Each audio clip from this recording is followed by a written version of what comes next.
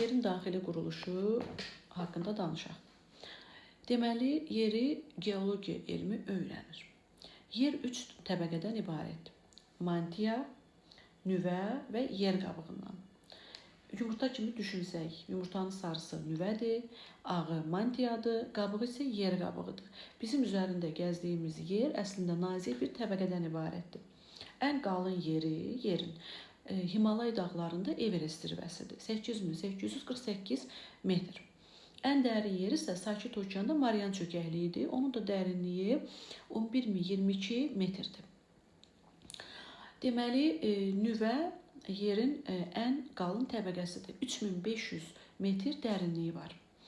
Burada ağır metallar mövcuddur. Ağır metallar və radioaktiv maddələr. Ağır metallara aiddir dəmir, nikel. Burada mövcuddur. Sonra, nüvədə temperatur yüksəkdir. 3500-5000 Selsiyə qədər artır. Amma deyir ki, bunun yüksək olmasının səbəbi gravitasyon sıxılma və radioaktiv parçalanmadır. Təzyiq çox olduğundan burada maddələr kip haldadır. Nüvə də iki yerə bölünür. Daxili nüvə, xarici nüvə. Deməli, mantiya özü də iki yerə bölünür. Alt mantiya, üst mantiya. Alt mantiya ilə üst mantiya arasında iki dənə qat var. Deməli, gəlir aşağıda alt mantiya, yuxarıda astanosfer qatı, ondan yuxarıda Benyov, daha sonra üst mantiya. Deməli, necə oldu? Alt, astanosfer, Benyov, üst. Bu astanosfer qatı ki var, bu zəlzələnin gücünü zəiflədən qatdır. Daha sonra elə bir sıralama belə oldu. Daxili nüvə, xarici nüvə, daha sonra alt mantiya, alt mantiyadan yuxarıda astanosfer, Benyov, sonra üst mantiya. Deməli, nüvəni də dedik, mantiyanı da dedik, qutardıq. İndi keçirik yer qabığına. Mantiya ilə yer qabığı arasında da Moxo adlı bir sərhəd var. Moxo sərhədi deyilir. Bu Moxo sərhədi deməli nə oldu? Mantiya ilə yer qabığı arasındakı sərhəd. İndi keçirik yer qabığına. Bilirik ki, yer qabığı da ibarətdir nədən? Bazalt, qranit və çökmə suxurlardan. Bu bazalt ilə qranitin də arasında Konrad sərhədi var. O da ancaq yer tipli təbəqədə mövcuddur. Okean tipli yer qabığında qranit qatı olmadığına görə orada Konrad sərhədi də yoxdur. Sıralamanı bir də altdan yuxarıya düzək. Deməli, birinci nə gəlir? Daxili nüvə, xarici nüvə, alt mantiya, altla üstün ortasında iki dənə qat. Astanosfer, Benyov, sonra gəlir üst mantiya.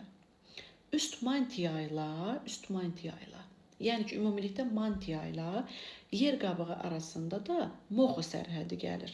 Moxo, daha sonra gəlir bazalt, bazalt ilə qranitin ortasında Konrad, sonra qranit, sonra da çökmə suxur.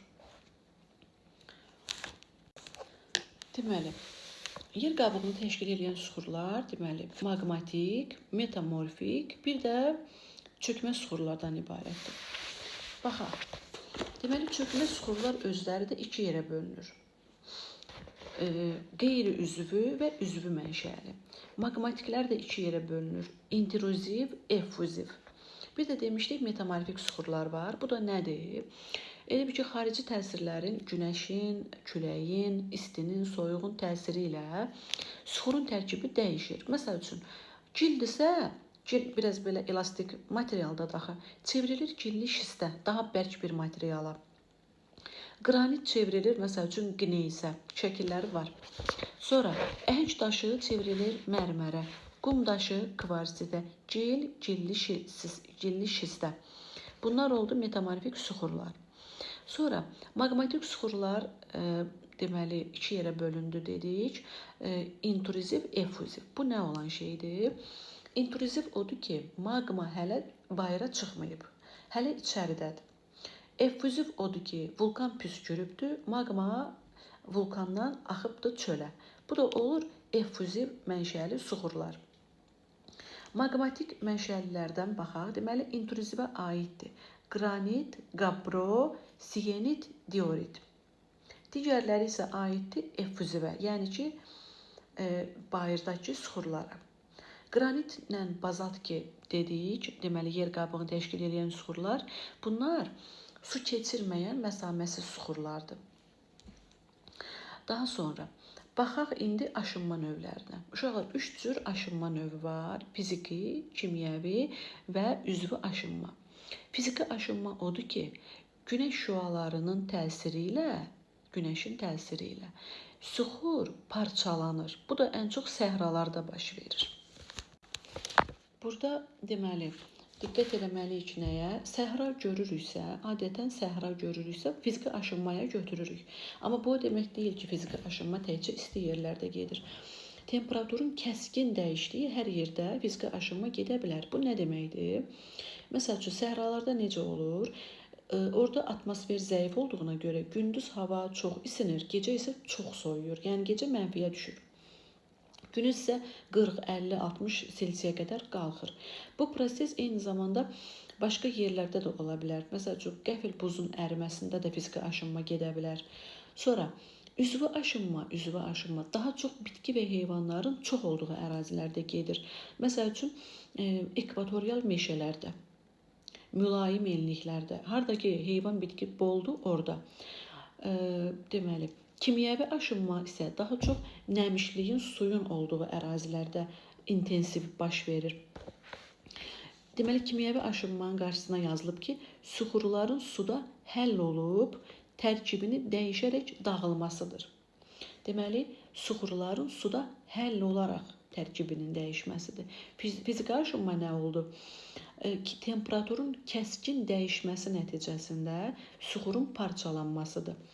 Üzvü aşınmanın qarşısında yazılıb ki, canlı orqanizm və bitkilərin təsiri ilə yaranır.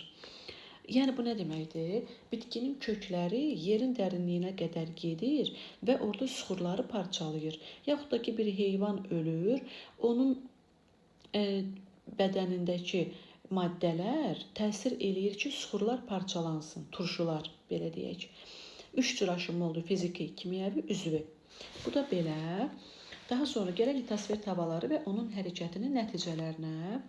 Uşaqlar, litosfer tavaları ölçülərinə görə 2 yerə bölünür. Böyük tavalar, kiçik tavalar. Böyüklərə aiddir. Deməli, böyük tavalara Şimali Amerika, Cənubi Amerika, Afrika, Antarktida, deməli, Hind, Avstraliya tavası aiddir. Bir də Avrasiya. Deməli, materiklərdə bir sözlə Avrasiya, Afrika, Şimali Amerika, Cənubi Amerika. Bunu Avstraliya demirik, Hind Avstraliya deyirik. Bir də Antarktida aiddir. Materiklər və Sakit Okean tavası. Sakit Okean tavası oldu böyük litosfer tavalarına aid. Kiçik tavalara isə Kokos, Nazca, Karib, Ərəbistan, Filippin tavaları aiddir. Bunların içində təkcə Ərəbistan yer tiplidir, qalanları okean tiplidir. Böyük Deməli, Wegener 1912-ci ildə belə bir nəzəriyyə irəli sürüb ki, tavalar hərəkət edir, bir yerdə qalmır. Və deməli, o deyir ki, Şimali Amerika, Cənubi Amerika və Sakit Okean tavaları qərbə doğru gedir, yəni sola doğru gedir. Qalan bütün tavalar isə digər tərəfə, sağa doğru hərəkət edir. Okean tavası ilə materik tavası toqquşanda subduksiya baş verir. Materik tavasında qranit qatı var, okeanda yoxdur deyə daha nazikdir və toqquşma zamanı bu okean tavası gömülür materikin altına. Buna deyirlər subduksiya.